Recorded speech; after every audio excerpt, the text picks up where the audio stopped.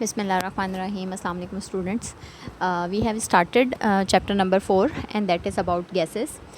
So today it's the second lecture of chapter number 4 gases. So let's we have a recall of the previous lecture.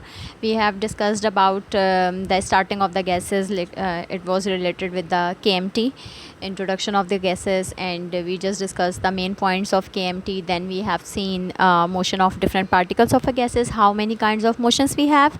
Then we have seen few examples of them, and then we just have seen that how do we convert Celsius scale into Kelvin scale, and plus we have derived a derivation about average kinetic energy, and we just started with the derivation which was started with average kinetic energy, and it was a potential it was a kinetic equation and kinetic energy, and then we just have seen how to drive a relationship between kinetic energy and temperature. Okay, so these were the things which we have discussed in the previous lecture.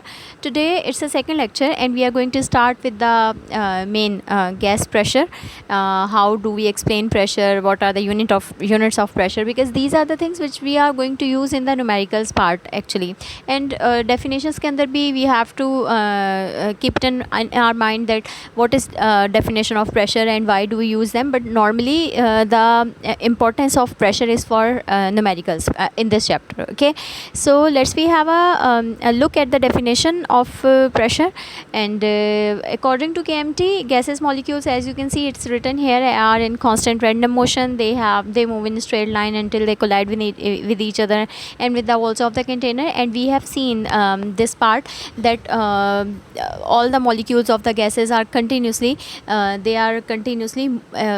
in motion. ठीक है, they keep on colliding with each other and with the walls of the container, and we have seen that they just don't have a fixed state. They keep on colliding with each other and with the wall in that manner. Okay, and it's in a haphazard manner, but they travel in a straight line no matter whatever the direction they are following, but they are in a straight line. Okay, and these are the points which we have studied in the kinetic energy KMT of gases, that they are perfectly elastic in sense that they don't lose or gain energy. Fine, so these were the points which we have discussed, and it's again repeated. So the lump sum में अगर हम बात करें, so the average kinetic energy of collision when our gas molecules collide with the walls of the container will not change at constant temperature. Okay, so let's we have a gaseous pressure definition. First of all, the definition of pressure is it's a force per unit area. Fine, so it totally depend upon the force you apply on a per unit area. This is the definition of pressure. A force being exerted over a unit area is called pressure, and it is where P is the measured in Newton force and in joules, and the area is meter square. These are the units. Force को हम represent कर रहे हैं with Newton, and for area we are using M square, and Pascal is defined as the force of 1 Newton spread over an area, and we also express in Pascal. I mean we will see how many different units we are going to use for pressure. Okay, SI unit of pressure is Pascal, and these points which I am discussing right now are important for your MCQs part. SI unit of pressure is Pascal. In SI system, unit of force is Newton, and the unit of area is square meter. So we can also express this Pascal in 1 Newton meter also. A few more units of pressure are ATM, psi, it's not psi, it's psi. Fine, इसको हम सिर्फ p silent है, हम सिर्फ psi बोलते हैं. Pascal है plus Newton metre है. So we have total 4 units, and plus mercury, mm of mercury के अंदर भी इसको रिप्रेजेंट करते हैं, टॉर में भी इसको रिप्रेजेंट करते हैं. Definitely we are going to see it in the future, but here जो हमारे सामने मैं उनके बारे में बताती जाती हूँ. Students, these are the points जो मैं अभी अंडरलाइन कर रही हूँ. ये relationships are fixed. If you remember, we have seen few standard relationship in the first chapter. In that we have seen 1 mole is equals to this molar mass and this Avogadro number and these particles and all that. Fine. So here there are few relationship between ATM, and these all are units of pressure. 1 ATM is equals to this Pascal. It is a confirmed, it's a sure value 101.325 Pascal, or we can also represent with Newton meter square. As we have seen that Pascal can also be represented like force पर unit area की बात करते हैं तो force is equal to Newton and area is equal to metre square. So they can be use, both can be use. Plus 1 atm is equals to 14.7 psi pounds per. What is the meaning of psi? It's pounds per square inches. 1 atm is 101.325 Pascal. Again it is repeated. 1 atm is equals to, now what is this? Simply we have converted this Pascal into kilopascal and we have divided this value with 1000. This value is divided with 1000, so it will be converted into kilopascal, and you can see it's 101.325. Then we have 1 atm is equals to 760 torr and 760 mm of mercury. These all are units of pressure, and pressure ही सबसे ज़्यादा problem create करता है, because हमें ये समझ में sometimes नहीं आ रहा होता कि कहाँ कौन सा यूनिट यूज़ करना है. तो obviously that's a game of practice for numericals actually, तो वहाँ हम देखेंगे. Then we have a 1 joule. 1 joule is equals to 1 Newton meter and it's 10 to raise power 7 ergs, and it is also equals to kilogram meter square per second square. And last but not the least, it's 1 calorie is equals to 4.18 joule. so auto interlinked हैं ये सारे एक दूसरे से connected हैं. लेकिन अभी जो फ़िलहाल हमारे लिए इम्पॉर्टेंट है, जो यूनिट्स आप लोगों को याद रखने हैं, वो ATM और पास्कल का रिलेशनशिप है, ATM और साई का है, और ATM दिस वन. ये तीन जो है ये बहुत ज़्यादा यूज़ होने वाले हैं, और इनमें भी सबसे ज़्यादा यूज़ होने वाला है ये और एक और नहीं, बेसिकली ये यहाँ पर ही, अगर मैं यहाँ पर ही आगे आपको लिख दूँ 101.325 पास्कल, तो ये वाला जो रिलेशनशिप है, ये रिलेशनशिप हमारे पास बहुत ज़्यादा आगे हमारे काम आने वाला है, बहुत ज़्यादा हम यूज़ करने वाले हैं. Okay, let's we move to the next slide. These were the units. Now interconversion of pressure in Pascal, kilopascal and temperature. How do we convert them? So let's we have a look on that. Okay. Convert 10 pascals into 1 kilopascal, and it is very simple, as we have seen in the previous slide, that how do we convert pascal into kilopascal? Simply divided it with 1000. सही है. So 1 kilopascal is equals to 1000 pascal. So what we are supposed to do, we are going to convert 10 pascals into kilopascal. So 10 छोटा है, kilo बड़ा है, तो छोटे से बड़े में आएंगे तो डिवाइड करेंगे. ठीक है. सो सिंपली आप लोग, जैसे मैंने आपको स्टैंडर्ड रिलेशन लिखना बताया हुआ है, मैं उसी तरीके से बता रही हूँ. आपने कहना क्या है, आपने कहना है कि 1 kilo Pascal is equals to 1000 Pascal. सही है. सो हमें मालूम क्या करना है, किलो पास्कल. सो जो चीज़ हमें मालूम करनी होती है, हम लोग देख चुके हैं कि जो चीज़ मालूम करनी होती है उसे कहाँ लिखते हैं, राइट हैंड साइड पे लिखते हैं. तो 1 किलो पास्कल आपका आएगा राइट हैंड साइड पे, और जो गिवन चीज़ होती है उसको आप लेफ्ट हैंड साइड पे लिख दोगे. तो आपके पास सबसे पहले आपने स्टैंडर्ड रिलेशन लगाना है. स्टैंडर्ड रिलेशन आपके पास क्या है, स्टैंडर्ड रिलेशन आपके पास है 1000 Pascal is equals to 1 kilo pascal.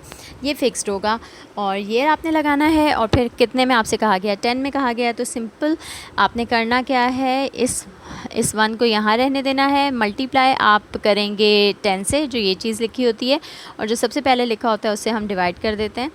तो this is how you are going to convert. और अगर आप डायरेक्ट करना चाह रहे हैं तो मैं यहीं पर डायरेक्ट आपको समझा देती हूँ. 10 को डायरेक्ट डिवाइड कर दीजिए 1000 से, so it will be converted into kilo pascal. ठीक है.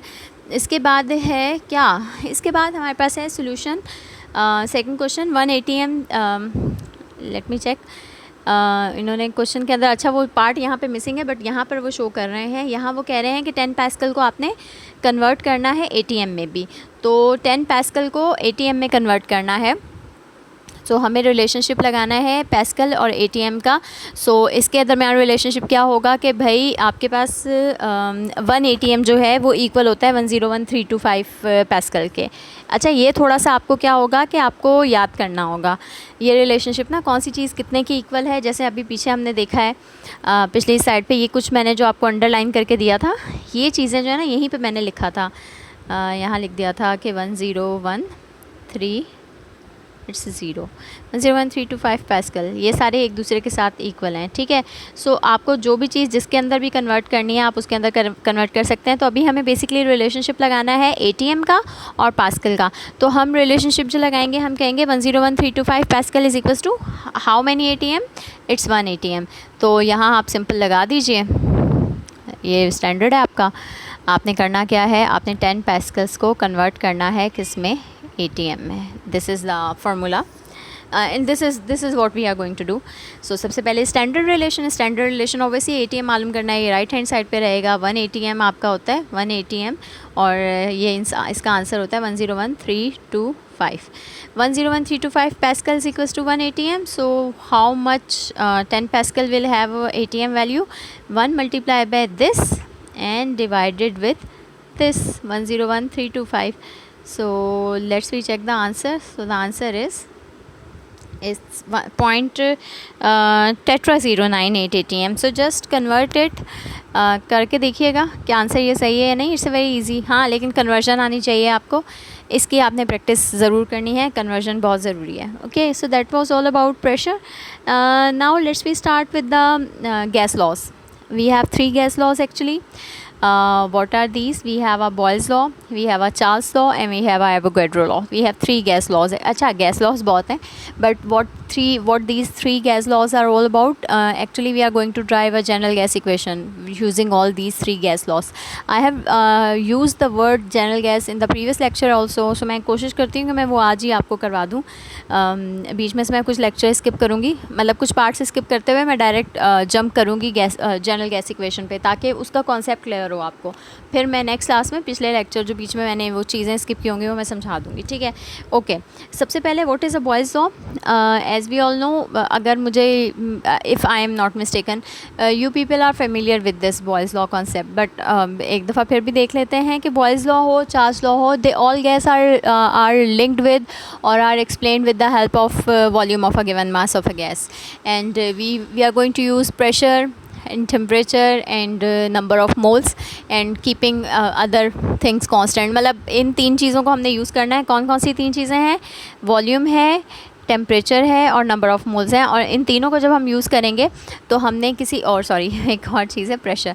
इन 4 चीज़ों को हमने यूज़ करना है और किसी ना किसी एक चीज़ को वॉल्यूम के साथ इन सब का रिलेशनशिप लगाना है. ठीक है, और हमने कभी इन दोनों का रिलेशनशिप लगाना है तो ये 2 चीज़ें या इस चीज़ को मेन आपके पास प्रेशर, इसको कांस्टेंट रखेंगे. जब आपने इसका और इसका रिलेशनशिप लगाना है तो इसको कांस्टेंट रखेंगे. इस तरह से चलते हैं. ठीक है, so let's we start with the Boyle's law.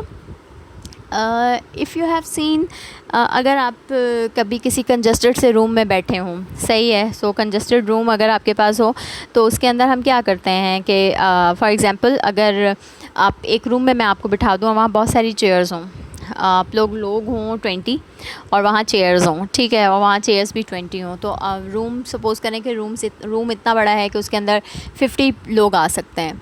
तो मैंने 20 लोग बिठा दिए, तो क्या वो बैठ सकते हैं? The answer is yes, they can easily sit there.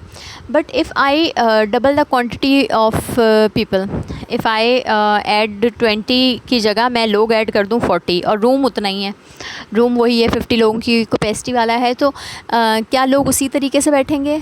तो आंसर है नहीं. अब थोड़े से कंजस्टेड हो जाएंगे. ओके, और अगर मैं 40 की भी क्वांटिटी अब डबल कर दूं, 40 के बजाय मैं उसी रूम में 80 लोग जो हैं उनको उस रूम में एडजस्ट कराऊं, तो क्या, सबसे पहला तो मेरा सवाल ये है कि क्या वो सब लोग बैठ सकते हैं? उनके लिए चेयर्स अवेलेबल होंगी? क्योंकि रूम तो 50 लोगों का था, 50 लोगों की चेयर का था, and I want you to उन लोगों को आप एडजस्ट करवाओ वहाँ पर. तो आप लोग क्या करोगे? आप सबसे पहला काम पता है क्या करेंगे? आप लोग कहेंगे कि चेयर्स निकाल लें और उन लोगों को ज़मीन पे बिठा दें, तो वो जगह कम ऑक्यूपाई करेंगे. ठीक है, and what if I just double 180 से मैं 160 लोग उस कमरे में बिठाने की कोशिश करूं? आप क्या करोगे? क्या वो बैठ सकते हैं? द आंसर इज़ नो, नहीं होगा. ठीक है, अब क्या होगा? अब आपको करना पड़ेगा कि हाँ, कर तो सकते हैं, ऑक्यूपाई हमें कराना है उनको, तो हम क्या करें? हम उन सारे लोगों को ना लाइन से खड़ा करना शुरू कर दें. अगर खड़ा करें, थोड़ी एक जैसे घुसा के उनको करें. अगर आप लोगों ने कभी बस में ट्रैवल किया हो तो आप लोगों ने देखा होगा, आई एम श्योर किया ही होगा, बहुत हमारे कराची की बसेस का अगर हाल देखें तो बहुत ज़्यादा लोगों को घुसाया जाता है और डालते जाते हैं, लग रहा होता है कि जगह नहीं है, बट वो फिर भी कर रहे होते हैं. तो हो क्या रहा होता है? अंदर जगह कैसे बन रही होती है? जो लोग होते हैं उनका वॉल्यूम कम कर रहे होते हैं और प्रेशर उन पे ज़्यादा डाल रहे होते हैं. प्रेशर इन द सेंस कि यही है ना कि आप जब किसी चीज़ को बहुत कंप्रेस करते जाओगे, प्रेस करते जाओगे, तो वो चीज़ जगह कम घेरेगी.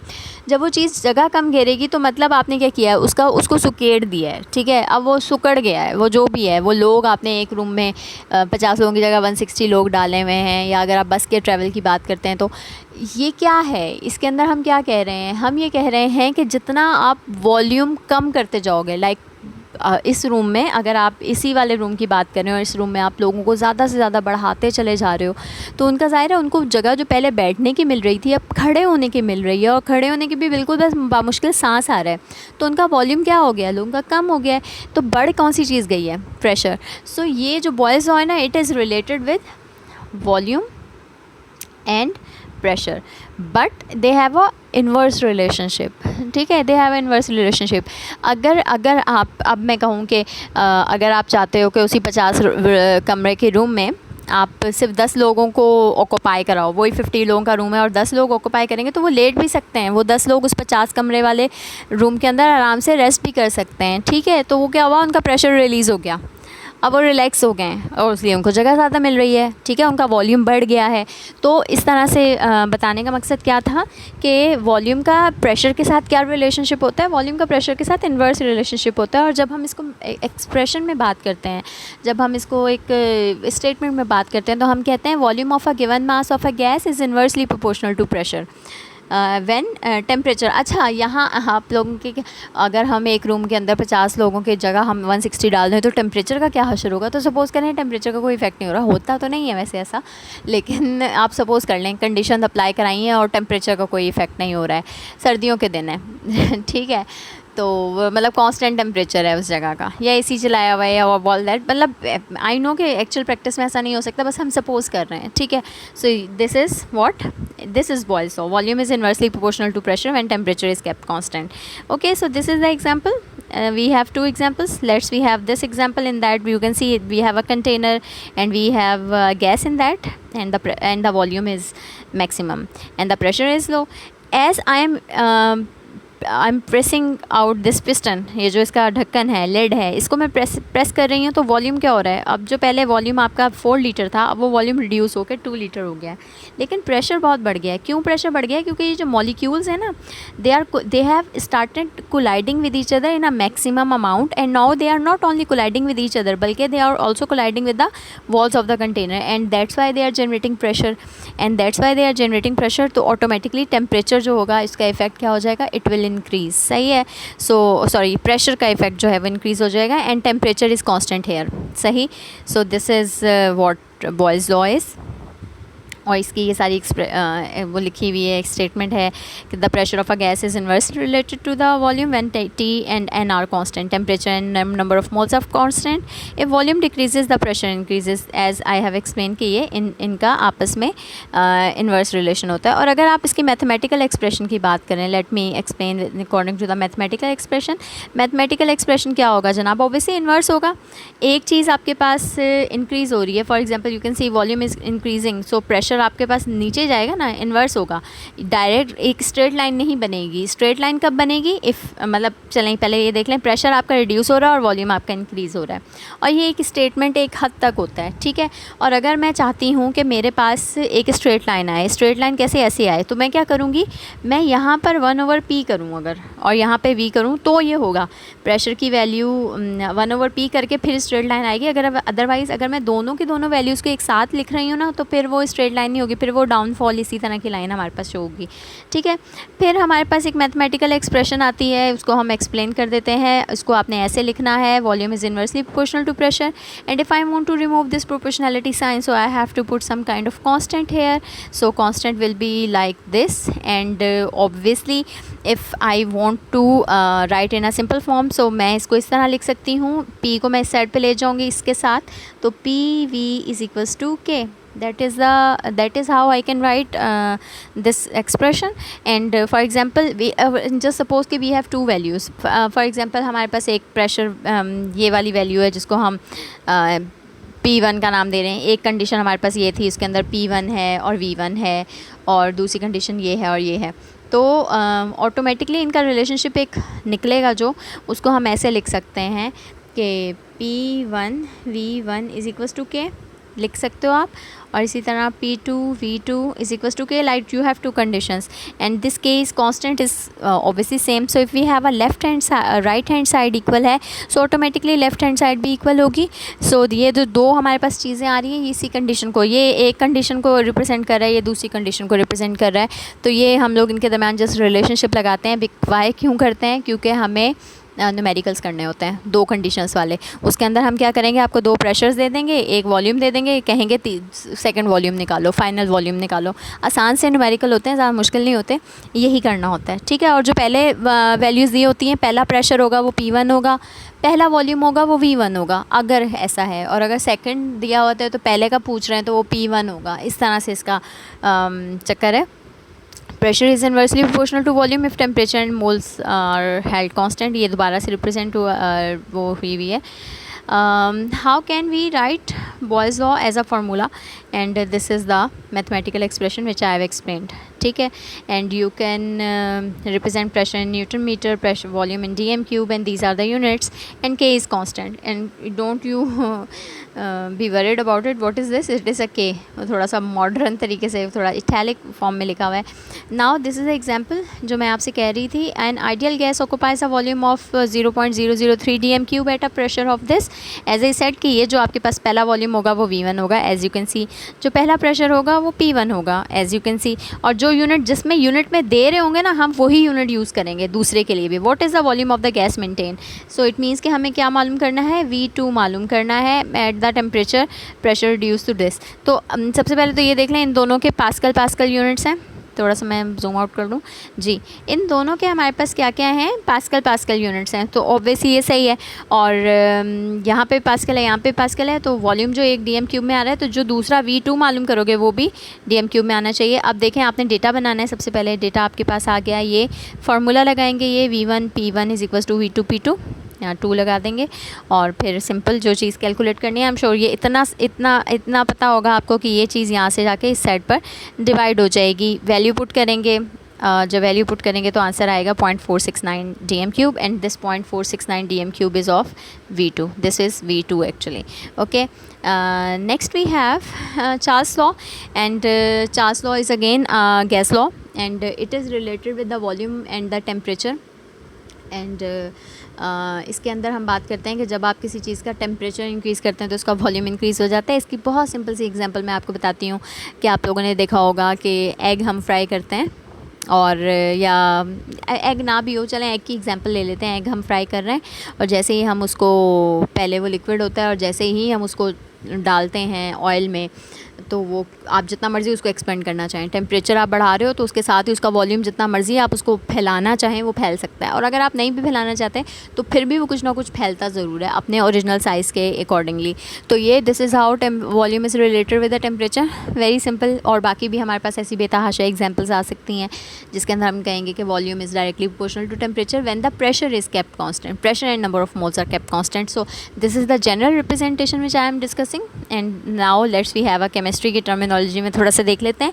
The thermal expansion of a gases, actually this is related with the gas. So उसके अंदर हम बात करेंगे, वो मैंने एक लिक्विड्स के सामने, मतलब एग को मैं लिक्विड की एग्जांपल के अंदर लेके आ रही हूँ. चलें गैसेस के लिए देख लेते हैं. The thermal expansion of a gases was studied by Jacques Charles नहीं है, it's Charles. He drive the relationship between volume of a gas and temperature in 1787. This relationship is known as Charles law statement. At constant pressure the volume of a gas, given mass of a gas varies linearly with the absolute temperature of a gas. And a critical definition, if I am not mistaken, I have discussed this point with you in the previous lecture, that 1/273 times चीज़ का जो original volume है वो increase या decrease होता है. Where I have discussed it, but I have discussed. Let's we have again look at it. Charles law can be stated at constant pressure. The volume of a given mass of a gas increase or decrease by 1/273 Kelvin times to its original volume at 0 degree Celsius for every 1 degree rise or fall. इसका क्या मतलब है? इसका मतलब ये है कि जब भी हम 0 डिग्री सेल्सियस से स्टार्ट करते हैं, 1 डिग्री 2 डिग्री 3 डिग्री राइज करते हैं या फॉल कराते हैं, -1 -2 डिग्री डिक्रीज़ कराते हैं, तो कहते हैं कि जो वॉल्यूम है ना आपकी गैस का, वो भी उतने टाइम्स ही 1/273 टाइम्स या तो इंक्रीज़ हो जाता है या डिक्रीज़ हो जाता है. ये they both have a direct relationship. ठीक है। और इसके बाद कहते हैं from his preliminary investigations Charles observe that the gas such as hydrogen, carbon dioxide, oxygen etcetera expanded equally on heating from 0 to 80 degree Celsius at constant pressure. And this is what कि आप जब भी किसी gas को heat up कराओगे तो obviously आप जिस भी चीज़ को हीट कराओगे उसकी एनर्जी बढ़ेगी, गैस हो या लिक्विड हो या सॉलिड हो, कोई भी चीज़ हो। लेकिन हम गैस तक बात करें तो गैस की बात करेंगे। आपने किसी चीज़ को हीट कराया, सपोज़ कीजिए ये गैस के मॉलिक्यूल से इनको मैंने हीट कराया, इनकी एनर्जी बढ़ी, तो पहले इनके दरमियान जो ये वाले डिस्टेंसेस थे ना, ये अब बढ़ जाएंगे, ये ऐसे हो जाएंगे, दूर दूर हो गए, वॉल्यूम बढ़ गया अगर मैंने इंक्रीज़ किया है। Similarly if I am decreasing the temperature, so हाँ मुझे याद आ गया, ये हम लोगों ने पीछे पढ़ा था टेम्परेचर के बारे में बात बता रही थी कि आपके पास एब्सोल्यूट टेम्परेचर क्या होता है। तो उसके अंदर मैं बता रही थी कि हम लोग गैसेस को लिक्विड में कन्वर्ट करते हैं, कब करते हैं, जब टेम्परेचर हम कम करते हैं। ये वही वाला पॉइंट है कि अगर मैं डिक्रीज़ करूँगी तो वॉल्यूम कम हो जाएगा। वो चीज़ क्या होगी, वॉल्यूम अगर कम होगा तो वो आपकी गैस किस में कन्वर्ट होने की कोशिश करेगी, वो गैस आपकी कन्वर्ट होने की कोशिश करेगी लिक्विड में, ठीक है। और अगर मैं मज़ीद वॉल्यूम कम करूँगी तो वो आपकी गैस किस में कन्वर्ट होगी, सॉलिड में, सही। So that's the main thing, okay. Then we have a derivation of a critical form of a law and that's the same thing जो हम लोगों ने पढ़ी है। इसको हम, छोटी सी डेरिवेशन है, इसको हम देख लेते हैं कि इसके अंदर क्या कह रहे हैं। ये कह रहे हैं कि suppose a volume of a gas at 0 degree Celsius is this, we not है 0 डिग्री सेल्सियस पे, ठीक है। और कह रहे हैं कि वॉल्यूम एट 1 डिग्री सेल्सियस क्या होगा, वी नॉट तो आपका होगा ही होगा, उसको तो आपने यूज़ करना ही करना है, प्लस वी नॉट ये 1/273 एडिशन जो है उसको हमने इस वी नॉट से मल्टीप्लाई करना है। फिर कह रहे हैं अगर 2 डिग्री की बात करेंगे तो यहाँ जहाँ आपके पास 1 लिखा हुआ था उस जगह आपने, ये चीज़ तो आपके पास सेम रही, यहाँ आपने 2 ऐड कर देना है। Similarly volume at T2 degree Celsius क्या होगा, जो भी आपके पास T0 डिग्री के सेल्सियस का टेम्परेचर होगा वो टेम्परेचर यहाँ आ जाएगा और यहाँ 273 आ जाएगा। और फिर हम यहाँ पर सिंपल कॉमन निकाल लेंगे बाहर यहाँ पर, और यहाँ कॉमन आ गया तो यहाँ 1 आ जाएगा। मैं थोड़ा सा इसको जूम करके दिखा देती हूँ जी। ये देखिए जी, तो यहाँ पर आपके पास, यहाँ मैंने कॉमन लिया वी नॉट बाहर, यहाँ 1 रहेगा और ये T/273 हमारे पास यहीं आ गया। फिर हमने यहाँ पे LCM लिया है, इसकी जगह LCM लिया 273, तो LCM जब लिया तो इधर हमारे पास 273 ऊपर आ गया, क्योंकि ज़ाहिर है वो 273 1 ज़ा 273 करके जब हमने किया प्लस T आएगा। और that's how we just calculate. ये एक डेरिवेशन है जिसको हम यूज़ करते हैं किस लिए, जस्ट क्रिटिकल टेम्परेचर निकालने के लिए। आगे वो आपसे कह रहे हैं कि अगर हम VT निकालेंगे तो ये आपके पास, ये जो है ना वैल्यू, इसको आप इक्वल लेते हैं केल्विन टेम्परेचर के, किसको, इस चीज़ को। सो हमने यहाँ पर T/273 कर दिया है। इनकी कोई एक्सप्लेनेशन नहीं दी हुई हमारी बुक में, ये डायरेक्टली ही लिखवाए हुए हैं, दैट्स वाई हम इनको डायरेक्टली ही देख रहे हैं। इसका कोई एक्सपेरिमेंट भी नहीं है, तो इसलिए हम उसकी डिटेल में जा भी नहीं रहे। फ़िलहाल बस इतना ही, इस डेरिवेशन को ध्यान में रखें कि ये यूँ हम लोग कर रहे हैं। अनदर डेफिनेशन कह रहे हैं, this law states that the volume of a defined quantity of a gas at constant temperature pressure directly proportional to absolute temperature. This is the mathematical explanation and let me explain it. Volume is directly proportional to temperature when pressure is kept constant. And for example, if I want to remove this proportionality sign, so definitely I am going to apply some kind of constant here. This would be the formula. देखें ये था volume is directly proportional to and V is equals to KT। और यहाँ जो चीज़ missing है वो बता देती हूँ। K को अगर अब अलग करोगे आप तो K अगर अलग होता है तो ये आपके पास वैल्यू ये है कि V/T, ठीक है। And for example if I have 2 kind of conditions, एक मैं वॉल्यूम इनिशियल ले रही हूँ, टेम्परेचर कम है, एक वॉल्यूम मैं ले रही हूँ जहाँ टेम्परेचर ज़्यादा है। सो क्या ये ऐसा हो सकता है कि constant is equals to V1 T1 और दूसरा कांस्टेंट अगर मैं कंडीशन लगा दूँ तो वैल्यू आ जाएगी V2/T2, fine.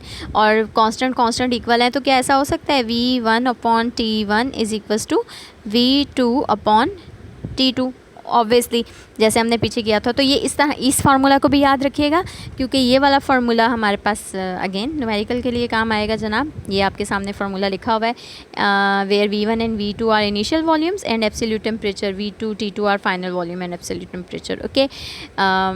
Let's we have a graphical representation, as we know they have a direct relationship and these are the different pressures fix pressures हैं, fix values पे हमने ये काम किया है।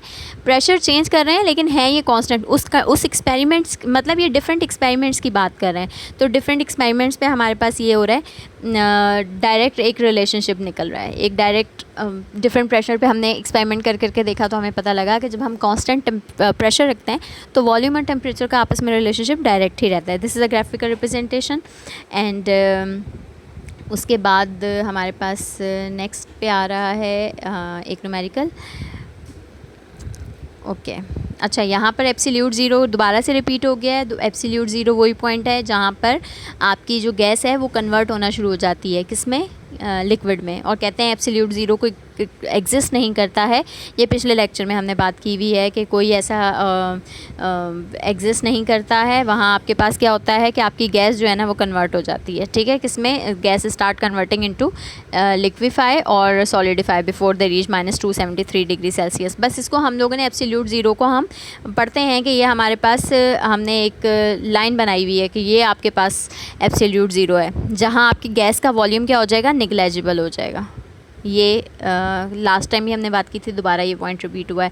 और a volume versus temperature and pressure versus temperature plot will each have an intercept -270. The volume of the pressure of a gas seem to reduce zero at very specific temperature. ठीक है, ये वही वाला पॉइंट है, दोबारा से repeat हो गया। चलें, हमने देख लिया है। This is the diagram, this one which is given in your book. So ये देख लीजिएगा, वही चीज़ें उनको उन्होंने एक्सप्लेन किया हुआ है।